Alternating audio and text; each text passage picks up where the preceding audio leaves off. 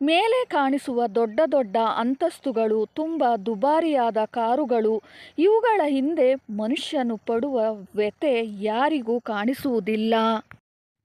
ಈ ಲೋಕದಲ್ಲಿ ಒಳ್ಳೆಯದನ್ನು ಮಾಡಿ ಬದುಕುವುದು ಎಷ್ಟು ಕಷ್ಟವೋ ಹಾಗೆ ಯಾರಿಗೂ ಕೆಟ್ಟದ್ದನ್ನು ಮಾಡದೆ ಮನಸ್ಸಿನಲ್ಲಿ ಕೆಟ್ಟದ್ದನ್ನು ಬಯಸದೆ ಬದುಕುವುದು ಕೂಡ ಅಷ್ಟೇ ಕಷ್ಟ. ಯಾಕೆಂದರೆ ಜೀವನದಲ್ಲಿ ಬರುವ ಪರಿಸ್ಥಿತಿಗಳು ಹಾಗಿರುತ್ತವೆ. ಒಂದು ಸುಳ್ಳು ಹೇಳದೆ ದಿನ ಸಾಗುತ್ತದಾ? ಹಾಗೆ ತಪ್ಪು ಮಾಡದೆ ಜೀವನ ಸಾಗುತ್ತದಾ? ನೀವೇ ಹೇಳಿ. ಅನ್ಯಾಯವಾಗಿ ಅಕ್ರಮದಿಂದ ಕೋಟಿಗಟ್ಟಲೆ ಹಣವನ್ನು ಸಂಪಾದಿಸಿದವರು ಎಷ್ಟೋ ಜನ ಇದ್ದಾರೆ. ಅಂಥವರನ್ನೇ ಸಮಾಜದಲ್ಲಿ ಆದರಿಸುತ್ತದೆ, ಗೌರವಿಸುತ್ತದೆ, ಕೀರ್ತಿಯೂ ಕೂಡ ಅವರಿಗೆ ಸಿಗುತ್ತದೆ. ಆದರೆ ಇದು ಮೇಲೆ ಕಾಣಿಸುತ್ತಿರುವ ದೃಶ್ಯ.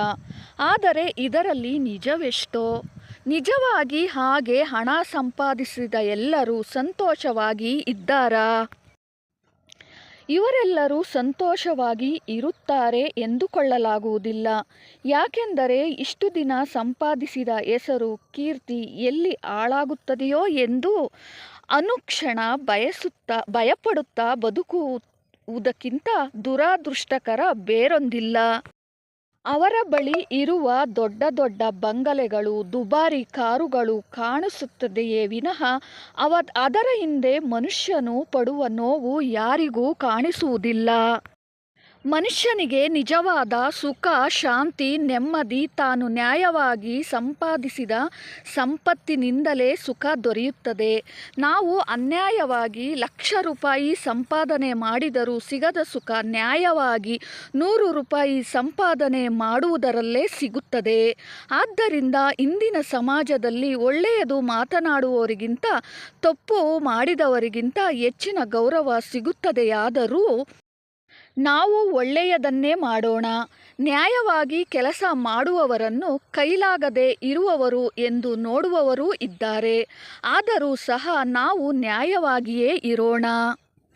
ಕಷ್ಟಪಟ್ಟು ಸಂಪಾದನೆ ಮಾಡುವವರಿಗಿಂತ ಮೋಸ ಮಾಡಿ ಸಂಪಾದನೆ ಮಾಡುವವರಿಗೆ ಹೆಚ್ಚು ಗೌರವವಿರಬಹುದು. ಆದರೂ ಕಷ್ಟವನ್ನೇ ನಂಬಿಕೊಳ್ಳೋಣ. ಯಾಕೆಂದರೆ ಆತ್ಮೀಯ, ನಾವು ಮಾಡುವ ತಪ್ಪುಗಳು, ಮೋಸಗಳು ಯಾರೂ ನೋಡದಿದ್ದರೂ ನಮ್ಮ ಮನಸ್ಸಾಕ್ಷಿಗೆ ಮಾತ್ರ ಪ್ರತಿಯೊಂದು ತಿಳಿದಿರುತ್ತದೆ. ಅದನ್ನು ಮೋಸ ಮಾಡಿ ಸಂತೃಪ್ತಿಯಾಗಿ ಬದುಕಿದವರು ಚರಿತ್ರೆಯಲ್ಲೇ ಕಾಣಿಸುವುದಿಲ್ಲ ಸ್ನೇಹಿತರೆ, ಈ ವಿಡಿಯೋ ಇಷ್ಟವಾದರೆ ಲೈಕ್ ಮಾಡಿ, ಶೇರ್ ಮಾಡಿ, ಸಬ್ಸ್ಕ್ರೈಬ್ ಮಾಡಿಕೊಳ್ಳಿ. ಮುಂದಿನ ಇಂಥದ್ದೇ ಒಂದು ವಿಡಿಯೋದಲ್ಲಿ ಸಿಗೋಣ. ಧನ್ಯವಾದಗಳು.